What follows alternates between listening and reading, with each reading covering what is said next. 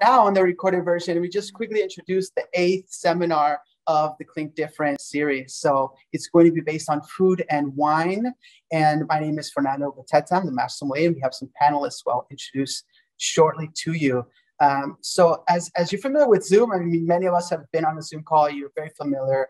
This webinar, we do want your engagement. So all questions that you have, please use the chat function instead of the Q&A. And our organizers and moderators will be able to look at the questions and bring them out during our discussion or save them to the end.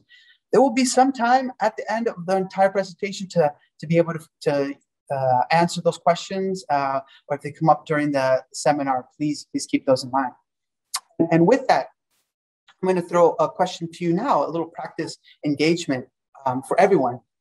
What is your favorite pairing? Especially for food and wine. A lot of people have had that moment, that aha moment when they really try wine with food. And they go, this is just more than just drinking. This is more than just eating, that combination. I'll tell you my favorite, to give you an idea. I love Sauvignon Blanc, one of my fresh Sauvignon Blancs from the Bordeaux region with ceviche.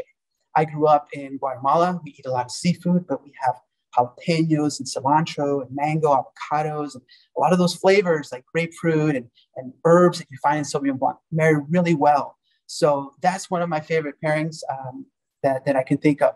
Hopefully you can share some of your own. So without further ado, I want to introduce our team of experts today, starting with Christian Stahl from Weingut Stahl. He's in the Franconian region. Say hi, Christian. We'll get to hear his take on food from around the world.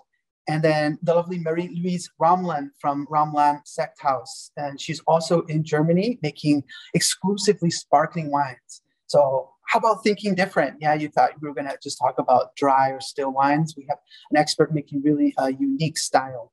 And then Sally Evans, who's joining us from the right bank of Bordeaux, near the region of Fronsac, north of Libourne. She moved out there because I think you fell in love with the French lifestyle, as I would too, and eating and food and all that is a very important part of life. So we get to hear her take on those. So our agenda for today, as I mentioned, what is food and wine pairing? Have a few thoughts on how that works, ideas, a little things that are classic, a few notions about general rules to follow, but overall, just kind of breeze over that area, and then key components. And then we'll talk about the wines for every day, every occasion, with 3 general styles of food that we've come together today. So food and wine pairing. As a sommelier, that was my job. The chef would put the menu out and I would sometimes taste and put some things together. I had a wine list. I built that as a sort of a canvas to showcase the restaurant's cuisine. But we shop at home, we go to the grocery store, we don't know what wines. I get that question a lot. So I tell people, experiment is good because you never know. There's never one wine for one dish. There's many different things you can do. And a lot of wines, as you know, can pair with many different cuisines. But one of the things that, we get caught up is that the basic are the rules, right? The rules that I learned when I was first starting off is that white wine goes with fish and with chicken, and red wine goes with meat.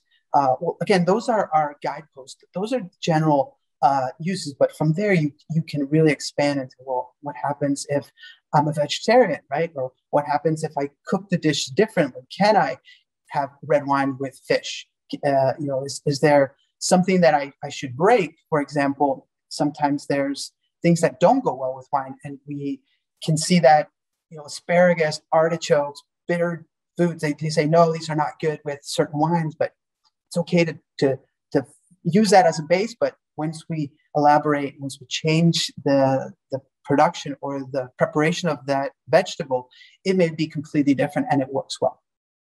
So what are classic pairings?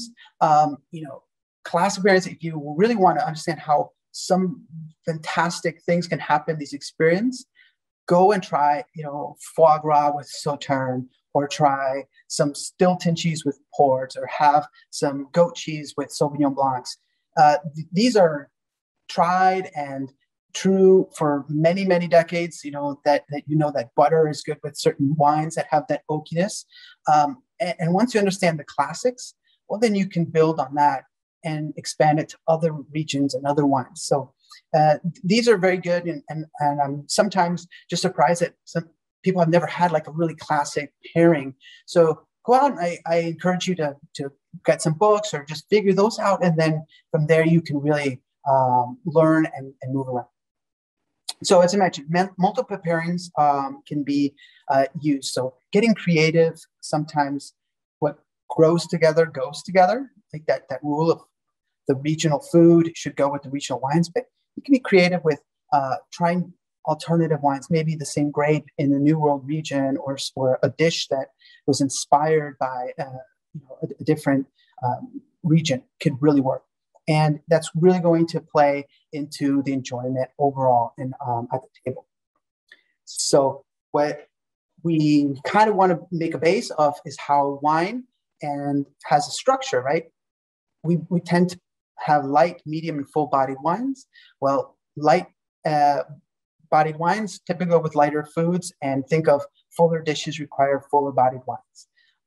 Acid, sugar, and tannin levels, everything that we feel in wine are key importance to making that decision. So one of those things you want to always kind of balance out is if there's a lot of acidity in food, a lot of acid in the wine is good. And if there's a lot of sugar in the dish, maybe you don't need something that's very high in sugar because that would be too much, but you could find something that balances it out. Afterwards, flavors. Well, this is easy. Like I mentioned before, Sauvignon Blanc has that herbal note or gooseberry. Find food that have the same elements. But you can really explore this. This is what I love to hear people and like their experience in saying, I like certain sauces because I can smell the lavender. So I pick the wine from that region that expresses that sort of that floral, purple floral notes. And then the sweet, sour, bitter, salt, umami flavors. These are things that are almost like with experience or just with pure experimental that you might discover, right? That richness. I wrote here a little bit of heat because that's a feeling too. And we want to avoid maybe wines that have a lot of alcohol. So we'll talk about that, how alcohol can play with a dish that has a lot of heat. So you may prefer something that's a little sweeter, lower in alcohol, right? Like the German Riesling, it pairs fantastic with spicy foods from Southeast Asia or from Mexico, or something that has a lot of heat in the southern parts of the United States, like barbecue.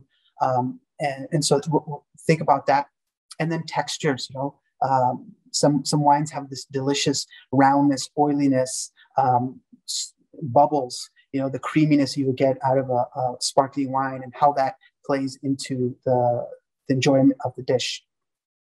So with that, we move to the wines for evocation. We want to hear from the experts. I've talked a lot, but we wanted to set the table. I want you to feel like we're all sitting right now together around a table, and we have some food, and each one of the experts has brought with them a basket and their own wines and their ideas to discuss how important that is. And we can really like have this sort of open discussion. So here we are. Today I'm in the mood for the basics, the meat and fish, right? We just titled it so it could be very generic. And before this call, it was really nice to talk about Marie-Louise's Romland take on how she likes to pair her wines with red meat. So Marie, give us a little bit of your experiences. Yeah, sure. So first of all, my name is Marie-Louise. I'm the owner, and together with my sisters, the second generation of our sparkling wine estate. So out of 12 hectares, we only produce sparkling wine, which is kind of special, specifically for Germany. And it's quite nice because we do not only Burgundy varieties, but also, as it is special for Germany, Riesling sparkling wine. To start with, I need to say that I love talking about sparkling wine and food because this is a totally underrated topic. And at my family, we only drink sparklings for dinner, and actually there is barely a still wine on the table. So I suggested, maybe let's pick this topic of meat and fish also for sparkling wine as a combination. Because for me, actually, it's always easier to say what doesn't fit to sparkling wine than to say what fits to sparkling wine. Yeah, and as I said, as an example, we chose meat and fish because classically, you think of red wine for meat and white wine for fish. That's what's stuck in our head.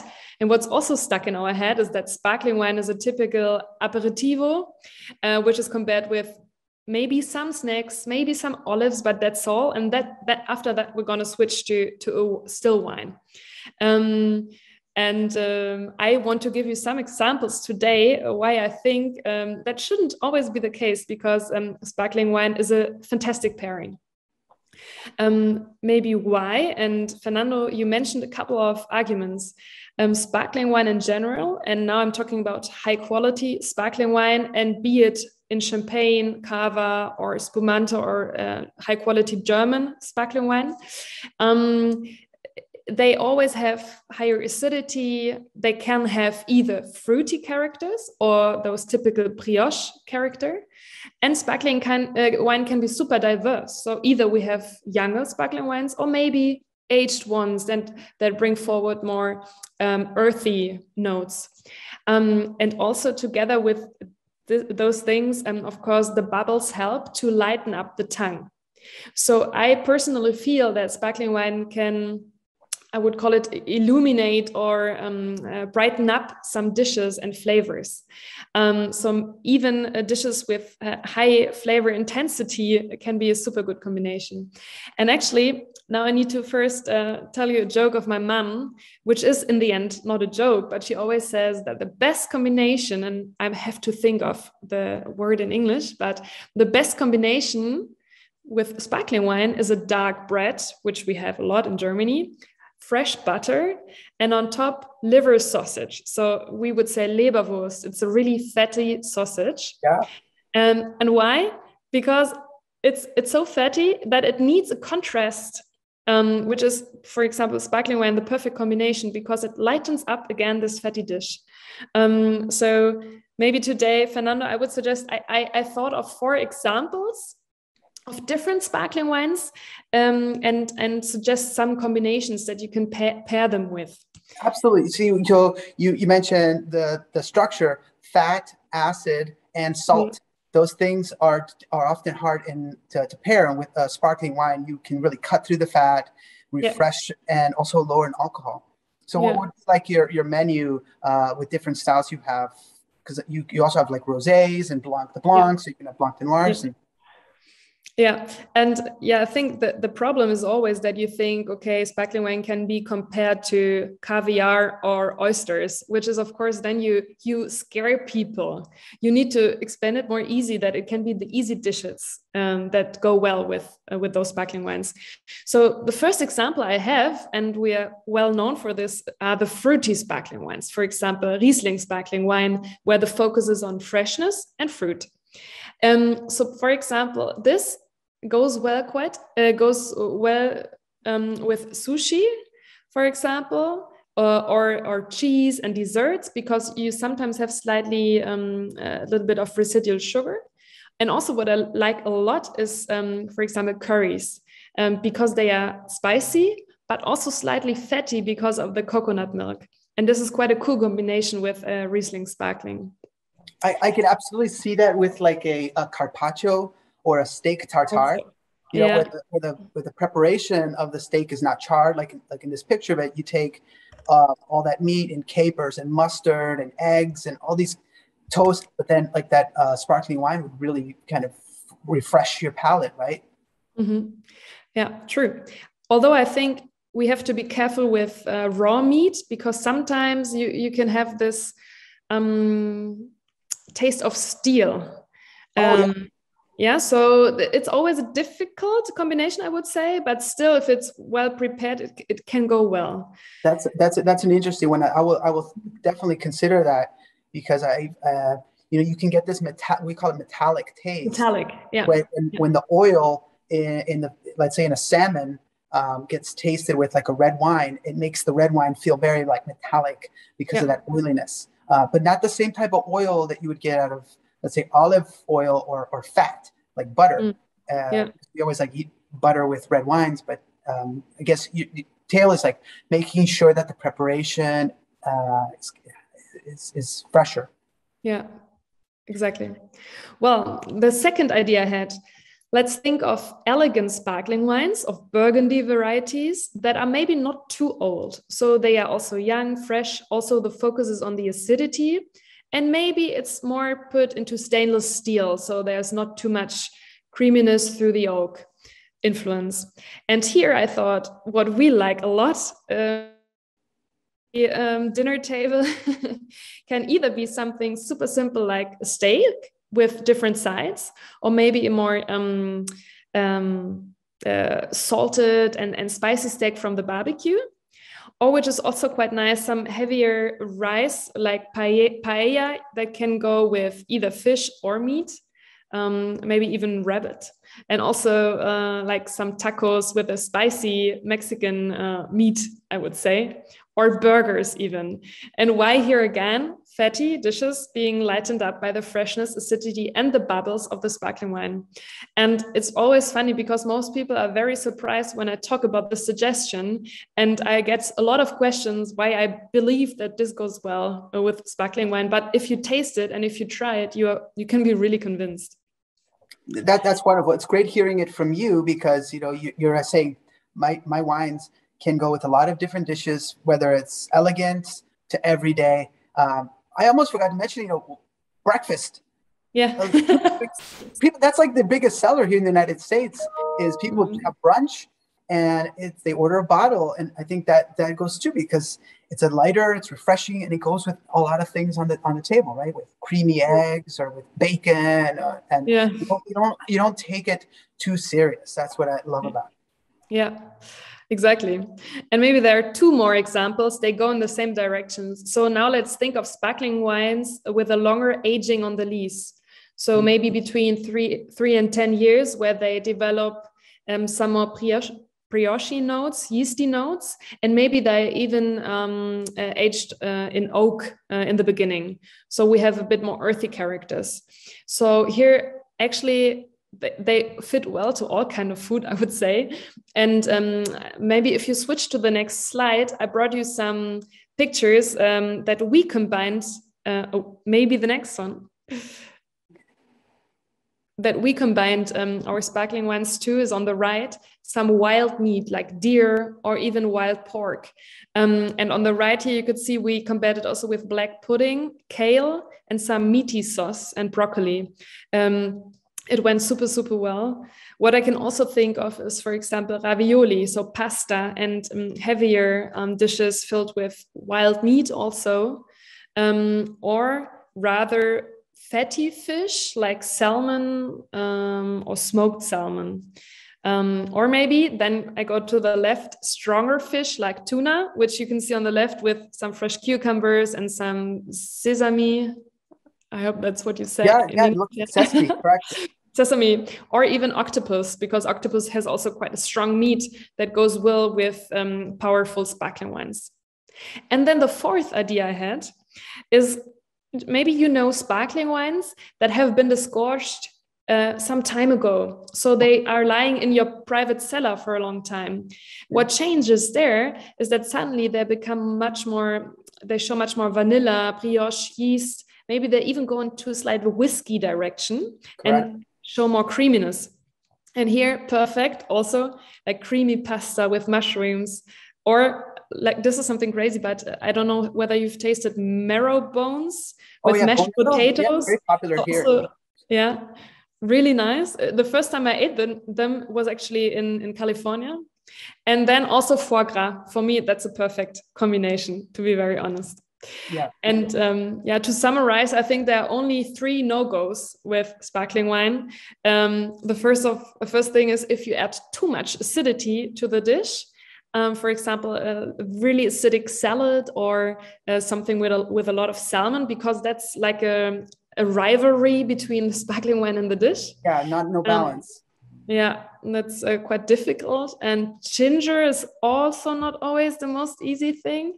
And last but not least, artichokes can be super difficult, but also with wine. Yeah, and I think I really you need to try to combine more sparkling wine to your food. That's new for me. The ginger, I will definitely think of ginger next time. And the artichoke, artichoke is scary, right? That's like wine. We don't always pair it, so we have to discover one that goes with that one. Yeah, that is wonderful, Marie-Lise. I'm going to move on to the next topic.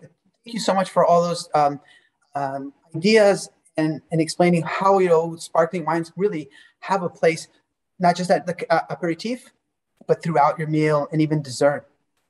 Yeah. So we keep seeing more and more people's direction, even restaurants. Several fine dining award-winning restaurants have switched to a whole either vegetable-based, plant-based, or vegan-based. I keep seeing that. People at home are more into farmers markets and trying things, and we often don't think we need to have a protein to showcase the wine.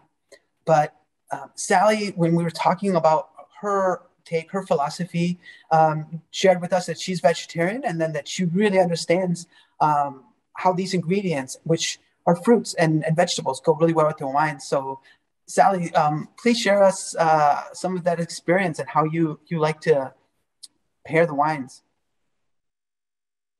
Hi, thank you, Fernando. Hello to everybody. I'm Sally. As you can tell, I don't have a very French accent, but I have lived in France for 28 years. And buying a vineyard was a later in life adventure that I've been doing for the last few years, when I decided to start studying wine, and then came to Bordeaux and bought a small vineyard and started making wines. So food and wine pairing has been in my blood from when my family had an inn in the UK, and I was helping cooking in the kitchen, and then later on running the kitchen. So in fact, food came first and then wine came later. And now I find that I actually think about the wine that I want to serve, or the wines that I'm making, and how best to find foods that go with them. So I'm in a very iconic region of Bordeaux, and Bordeaux has such great diversity. Bordeaux is very well known for its red wines, often quite, age-worthy, oaked wines made from Cabernet Sauvignon, Merlot, and some other, grape varieties. But we have a real diversity. So what I wanted to talk to you today is a little bit about how some of the new style of wines we're making in Bordeaux goes perfectly with different kinds of food. So I make 3 wines. I make 2 red wines with the grapes that I have growing around my very small vineyard. And they both have a very different style. And when I do food and wine discussions, or I do wine tastings, I pour the 2 wines that were picked on the same day, but actually have a very different taste, and therefore go with different foods, because they have very different profiles and how they've been dealt with in the winery.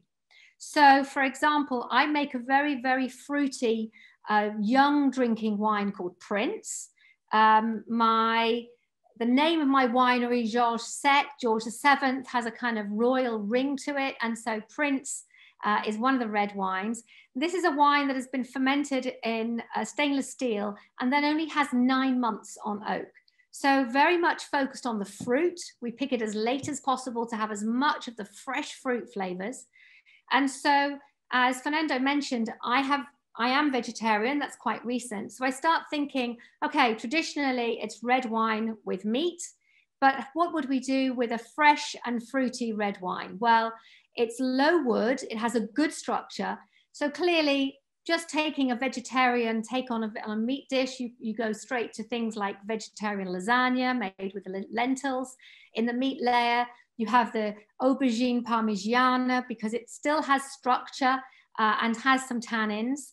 If you're thinking of drinking this in the summer, we're getting to the end of the season now, but that would be things like barbecue skewers. We actually played around with tofu with a number of different veggies. Mushrooms and peppers would be classic. But one of the things that you can see on this slide is a bit of a take on a barbecue classic, which is cauliflower florets that were covered with a barbecue crumb. And so they really had all the lovely flavors of a typical barbecue sauce that would either go with Prince or my other wine. My other wine is called Chateau Georges VII, and that has a bit more oak aging on it. So typically I would put those, that would classically go with meat, but the wine is actually fermented in 500-liter oak barrels and then aged in smaller barrels. So it's got very rounded tannins, but lots of the secondary flavors that you get from an aged Merlot. Again, lots of very ripe fruit, but then you get all the sort of earthy, the sweet spices coming in. So I love doing that with a really autumnal soup. So something like butternut squash with those sweet spices that you get, the cumin, the clove, the cinnamon, go fantastically with those autumn soups, parsnip as well. And one of the recipes that I have on my website, I think if you look on the next slide, you'll see a picture in my tasting room of us serving a shiitake mushroom and spinach tart for a very laid back lunch. So that's a picture of my tasting room, which has a pretty new world feel for Bordeaux. And that goes fantastic with both Prince, but also Georges VII. And I think the flavors in a red wine that has some oak aging, really see what those flavors have been brought through from the wood, depending on whether it's on French oak or American oak, and then think about how they could go together. So I definitely feel that in my wines, the Georges VII that has had more oak really has a hoisin sauce touch. In fact, that was something that Lisa Perotti Brown mentioned in her critique of my wine when she tasted it on Primeur. And so even if it's stir-fried veggies with hoisin sauce, that could actually work really well if you've got those lovely fruity flavors from the wood that you might originally think of putting with duck, then why not with hoisin sauce, stir-fried shiitake mushrooms with noodles and so forth. So, yeah, I can think of as well, like now that we're moving closer to the fall in the United States, we eat a lot more like beets. And when I think of like a red beet and that's been cooked, and you get that earthiness, but it also has a sweetness like you described. And also, besides the reds, you have a lot of rosé in Bordeaux and dessert wines. We wanted to also think of like, okay, the region is known for botrytis wines. And I'm not sure if you've ever made one, but what would be a classic, like great pairing if you have a dessert style from Sauvignon Blanc or Semillon?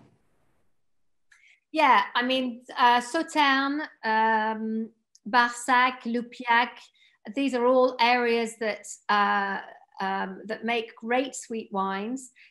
Clearly, blue cheese, absolute favorite with sweet wine. In fact, sweet wine goes so well with so many cheeses. I ran a cheese and wine pairing class last weekend. And the classic is to try sweet wine with most cheeses, to try red wine with most cheeses, and you find that sweet wine works so well with so many cheeses. So apart from the classic desserts that have an appley flavor that go well with sweet wines, I definitely think blue cheese. So yes, Bordeaux has that diversity. We also do have rosé, as you mentioned. I make a white wine, which is a Sauvignon Blanc Semillon blend. And I love putting that with, like you said, the goat's cheese, but you can take a traditional pairing of something like goat's cheese and think, well, how can I cook that up in a different way? So over the summer, my wine has a lot of peachy and floral apricot flavors. So I did it a bruschetta with goat's cheese with slices of peaches on it and some balsamic. Or it goes fantastically with a Thai style salad with fresh mango and lemongrass, cilantro, or a hummus that has fresh verbena in it mixed in, so that's kind of lemony. That sounds wonderful. Yeah, you're touching on Mediterranean and Southeast Asian and also Middle Eastern, so spices and thinking outside of the, what people are now, experiencing in one day. In any given day, you're having Japanese food, and then you're having, shawarma, and like having a little bit of wine that can go with that. I think there's a lot of versatility. Yeah. Yeah, your tables look beautiful. I need your advice. I need your suggestions for setting my tables now after seeing your pictures. So these are wonderful. Yeah, well, I believe very much in how sustainability across the vineyard, and so I only pick flowers that grow wild within the vineyards to use to decorate the tables, and it all helps part of people understand the whole ambiance when you bring the outside in. Lovely, thank you. Okay, we're going to move on to a little bit that we've touched on, and which is kind of clear that we're not just going to focus on the regional dishes from each one of your wineries, but the opportunity, the canvas of the world, right, that you can play with. And we have a magnificent expert here, because Christian has his winery, but also runs a restaurant, right, that is Go Mio. It's a very prestigious award, 15 points in the Franken region, and works with a lot of different preparations. So welcome, Christian. Tell us a little bit about how you get inspired with your wines. Thank you, Fernando. So my name is Christian Stahl from Stahl Winery. So you can easily remember when you see that. Stahl means steel in English. So the correct translation would be man of steel, but we don't have enough in common. Blue steel. Yeah. Unfortunately, the thing with flying around, we don't have in common. So we are producing wine since 1984. My parents started in the Tauber Valley and the Main Valley. And we were a small winery there. And I went to university, studied enology like Marie-Louise, I think. So it's the same thing we are all doing. Wants to make good wine in Germany, going to Geisenheim in the Rhine Valley.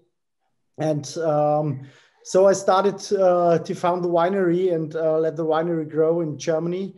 Now we have around about 35 to 40 hectares, but we are specialized for wide varieties. We do a little bit sparkling and a little bit red wine, but I think 95% we are doing white wines. So we are doing the local heroes like Silvaner, Riesling, or Müller-Thurgau, but we are doing the international varieties like Sauvignon Blanc, Chardonnay, Chenin Blanc, and things like that, because we are exporting since a few years to America, and it's always good to combine the German wines with American kitchen. I love the American kitchen because it's so colorful. The American kitchen is colored by so many influences from all over the world. When I was in New York, I was in restaurant Shonoon. I think they have still a Michelin star. It's an Indian restaurant. And the former sommelier showed me, Michael Dolinsky showed me why Scheurebe never worked with hot food.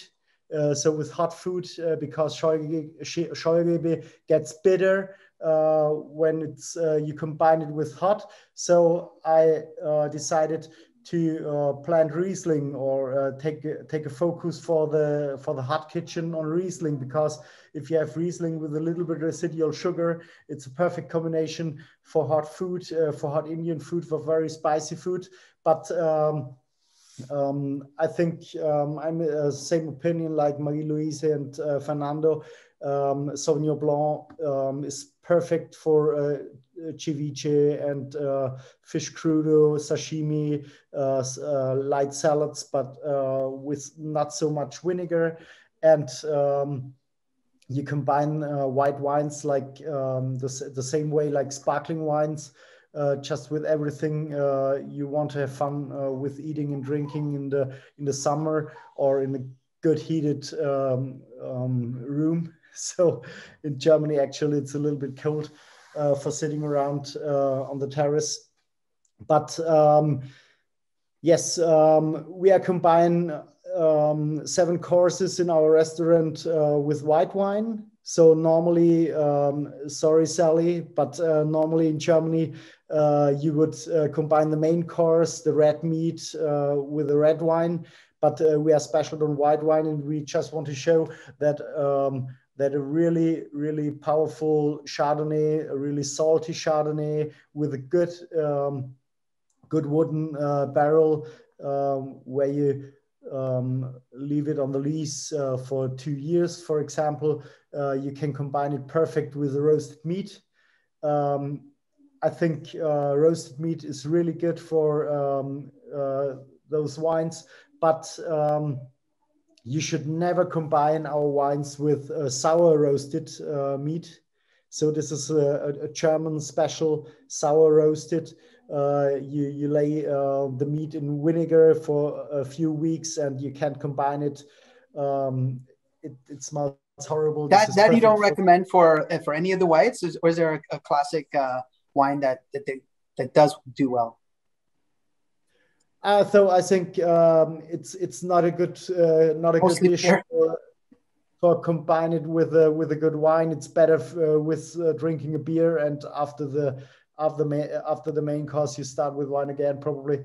So the last thing you can combine is Cape Gooseberry, because the wine gets bitter too, and all the other dishes in our menu. So this is what we don't serve in our restaurant, but we serve 7 course. We actually starting with a roasted, with a flamed trout with here's some pictures. Pumpkin, or this is an iced salad with a chicken curry and some mushrooms and a little bit sesame and kimchi sesame. It's a little bit hot, but really spicy.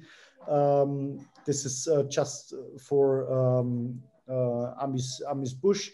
And this is ceviche. On the right side is ceviche with vermicelli.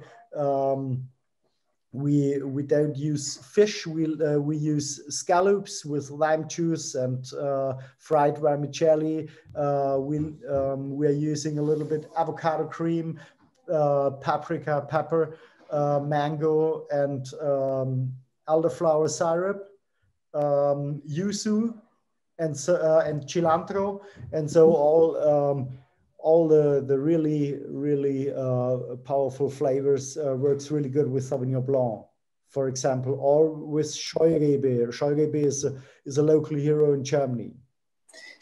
Yeah, in your region, the Silvaner, and I think on a previous call you had mentioned how the locals suggest having Silvaner with asparagus because it works.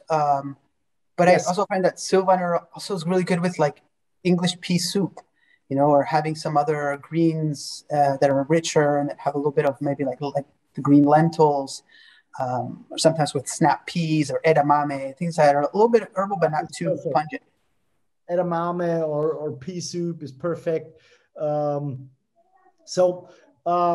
think Silvaner is on the other side of the flavor, like Sauvignon Blanc or Scheurebe or Riesling, because Silvaner you have it works really good with the green flavors, like the salad on the left side. You can perfectly combine dishes. You don't have the tropical fruits, right? Like yuzu or lime juice, lime zests, or something else. So if you are on a more neutral side, more the salty side, probably more like a little bit of sour cream, salted sour cream, for example. It's a perfect combination with Silvaner, because Silvaner underlines the neutral, the decent flavors, where you don't have the most expressive flavors like all the tropical things.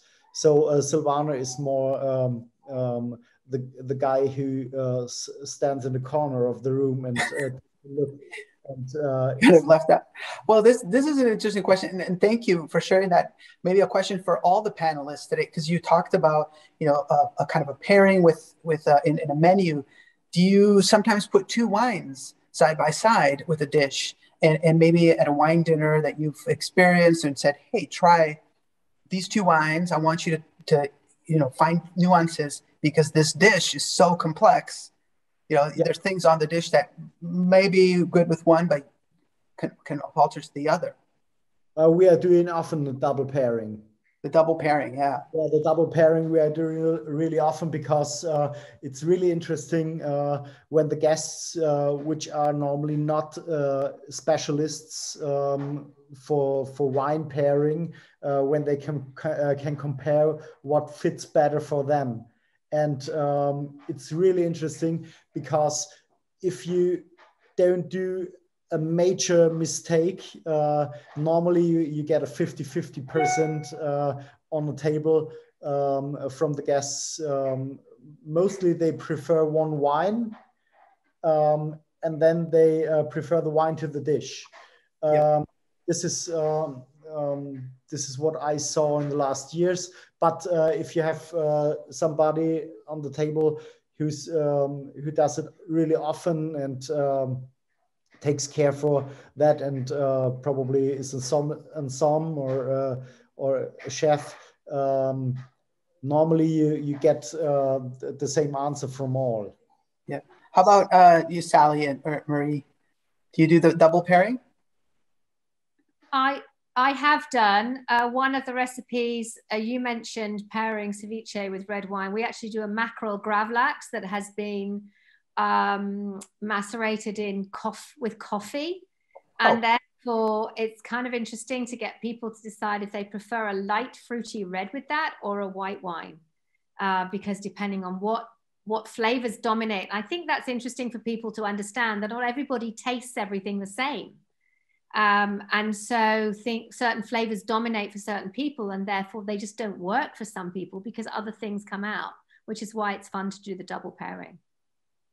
Yeah. And Marie, do you have a lot of wines open at your table, I think? Always. We don't talk about double pairing, but maybe triple pairing.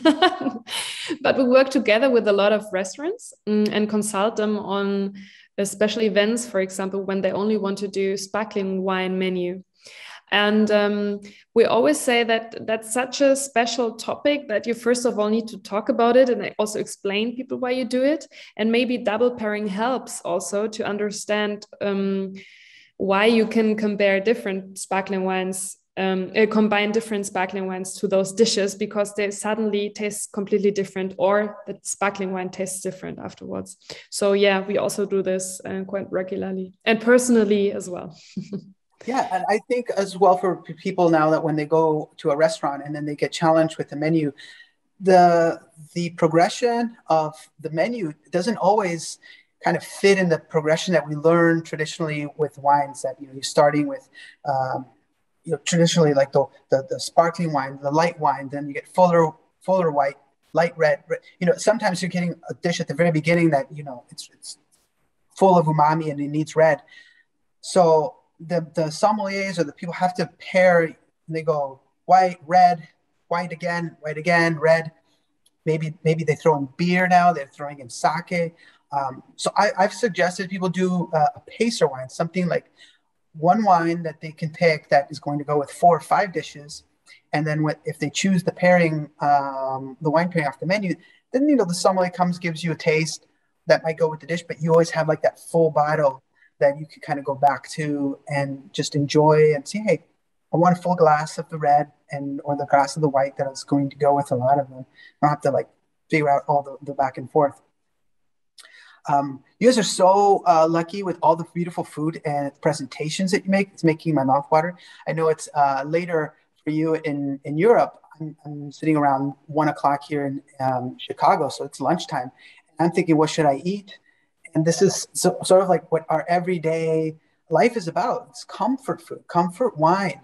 And we wanted to make this discussion not just about the fine dining, but give me some classic examples. I know you mentioned, Marie, going back to you about burger.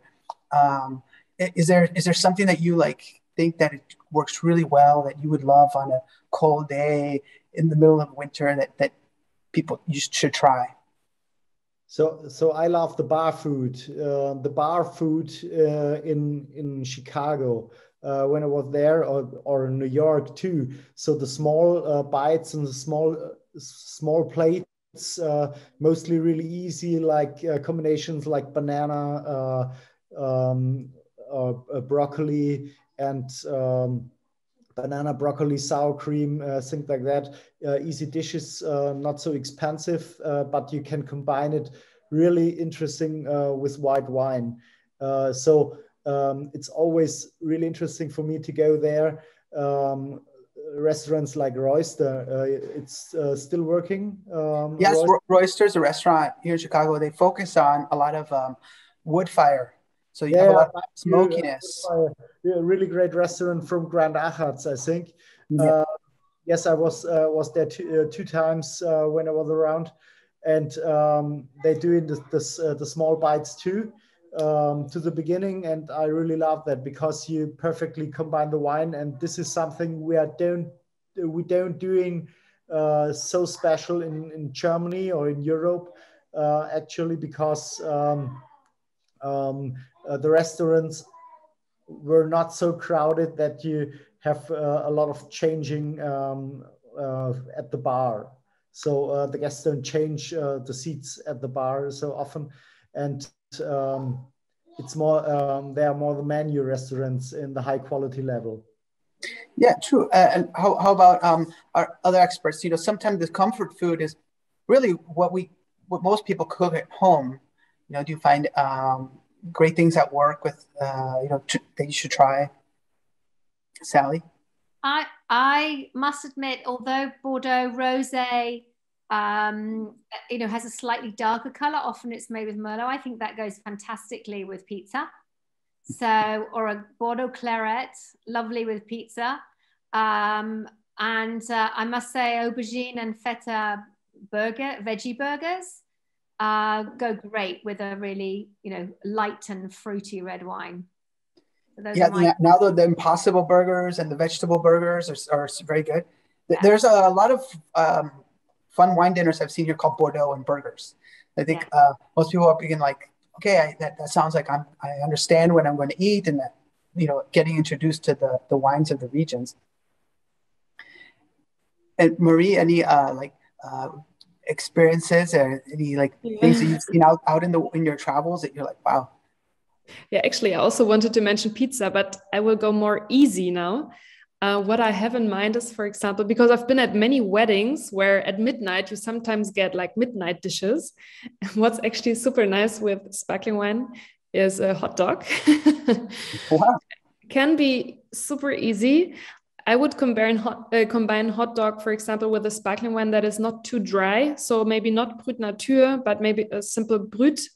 A sparkling wine, because with ketchup or mustard it's sometimes difficult, but the fatty sausage again is quite nice. So yeah, we all should think about more simple dishes sometimes to combine with really good wine and sparkling wine. That's great. That's exactly what you're thinking. I love sparkling wine with potato chips and also with popcorn, and salty popcorn, and you get that if you sprinkle kind of those dry cheeses on them, it works really well. Yeah. Fun stuff. Yeah, these pictures just, there's donuts on there, there's pretzels, there's things, I think this is what people are comfortable with. And wine should be something of a comfort zone for as well.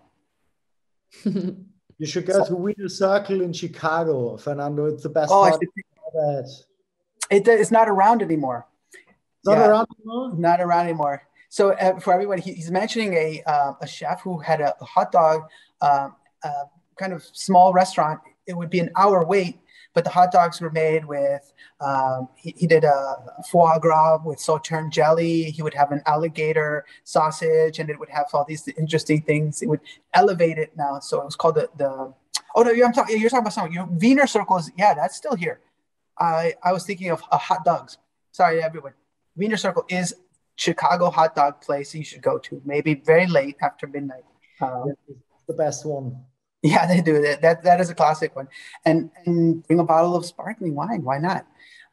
So this is fantastic discussion. We have some time, about 15 minutes or so, to touch on some of the questions. So maybe the other panelists that are on here can read a few to us, or give us a few if you saw them come through.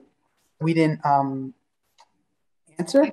I think that most questions were replied by Christian, Mary, and Sally as they came through. But yes, we encourage everyone to to ask more questions. We're here for another 15 minutes to answer any doubts or curiosity you may have about their wines and the pairings. Yeah, well, a few of those questions come in, and Alex, if you want to read them when they arrive, I wanted to ask all the panelists, because you all each touched on it. How do you think oak flavors really influence the food? Do you think that over oaking a wine or too much oak may overpower the food, or what are your thoughts on oak? I always use neutral oak. Yes, neutral oak. We don't want to over oak the wines. More neutral oak, not heavy toasted, never heavy toasted, more really lightly toasted, because we want to underline the variety and not over flavor with wooden taste, with burnt wooden taste. I don't like that. So if we have smoky components in the food, we always use a little riper wine. So we use the wines which are 4 or 5 or 6 years old, the white wines, because it's getting rounder, the acidity is getting rounder, and it works better for food with a little smoky, fatty touch, I think. Yeah. We have Catherine Usser. I think she mentioned this question previously, but she's very interested in how to pair sparkling wine and soups. She's having the hardest time pairing this because she doesn't like the combination of the texture very much. So yeah, maybe you have any suggestion for her. Yeah, I tried to answer it before, but I'm now rethinking my answer because I agree that the combination of soup and sparkling wine is quite difficult for 2 reasons. The texture, as you mentioned, because you have 2 really light liquids. But the second is also the temperature, because soup is mostly very, very hot compared to other dishes. And I think that makes it also difficult as a combination to sparkling wine. What I mentioned before is that if you have more creamy soups, now I'm thinking of a pumpkin pie soup that is a bit more heavy. The texture is more strong and not that soft and liquid. That can go well, I believe, with different kind of sparkling wines. I would not prefer the more fruity ones, but maybe the more elegant ones with Burgundy grape varieties. But I agree that I also have difficulties finding an answer to your question. I'm really sorry. Like consommé types of soup are notoriously very difficult with all wine. Yeah. Mm-hmm. So I think in that case, you have to add something else to the food. Again, if you're going to have a bottle of sparkling or white or red, you can have soup as long as there's like maybe some texture, a little bit of creaminess, add some croutons, maybe put a little bit of protein in there. Otherwise, it's the thinness makes the wine really feel thinner. So it's kind of maybe one to think about. Great. Any other questions filtering through? Not that I see right now, but so I have more questions too for the panel. Yeah, I'm sure you do. Sure. How is temperature important? Now, once you're having your wine, I understand like you serve it at certain degrees, but on the table with food, how do you think of temperature? It's a tricky one. How sometimes you serve a wine with a little bit of alcohol too warm, and that accentuates more of the spiciness and the aromas in the dish. or you take a sparkling wine, you have it too cold, you lose a little bit of the aromas. So temperature, my rule of thumb is I take it out of the refrigerator and put it on the table and no longer on ice. You know, just a lot of the food that we're eating is a lot warmer.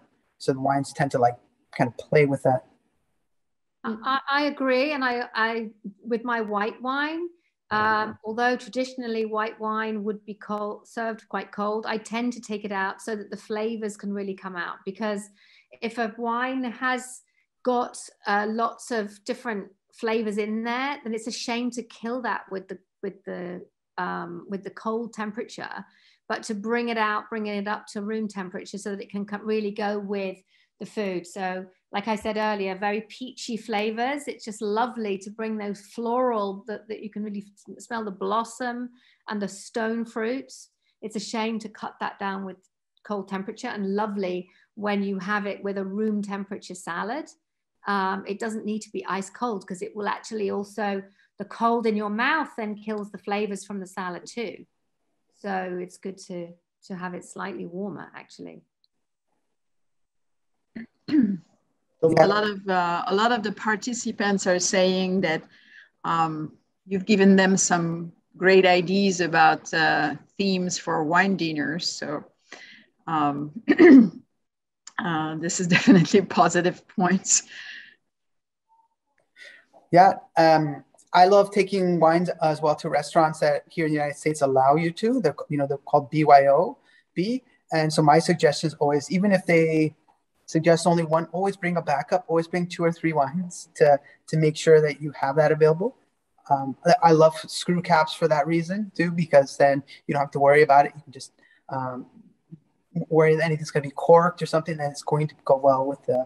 And I also bring my own glasses too. So often going to a restaurant or if they don't have their glasses, I travel with a little pack of 6, even like the Riedel stemless or some nice glasses that are, it's all part of the experience, I think, at the table. Yeah.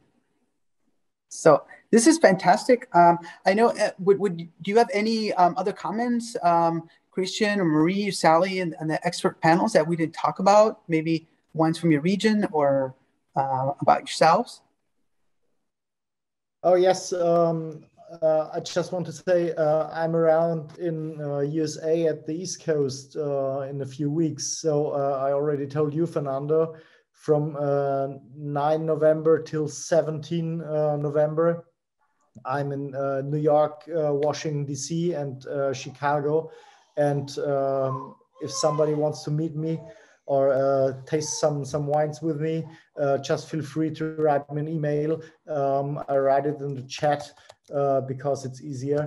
And we can meet us for a cup of coffee, 2 glasses of wine, or just hang around. How about a bottle? Why are we limiting it to two glasses? If we get together, any of you as you're visiting. I just want to start decent. So finally, it's a bottle. Every time it's a bottle. Yeah, absolutely. No, Chicago is a very vibrant food city. We have a lot of neighborhoods that have great ethnic food, and there's a Chinatown, there's Korean town, there's a lot of great Japanese, there's Pilsen, lots of Mexican influences from all over the world. And we do get a lot of wines, but I still think that the wines that you produce, your classics, right, the benchmarks of Bordeaux, the fresh wines from Germany, well, with so many of these different cuisines, because they're not overpowering. They have typically a lot more acidity, a lot more minerality, fresher, not influenced so much as oak, as we touched on. Oak sometimes can overpower. There's a few regions that maybe use a lot of oak and they're almost can have the glass by itself. But with food, I think food sometimes is center stage, and the wines are all part of that complement. So, yeah, I think that's particularly true with Bordeaux, which, as I said at the beginning, has a very particular image, and yet there is so much diversity. If anybody listening is coming to Bordeaux, do look me up. Also accredited as a tutor at the wine school in Bordeaux.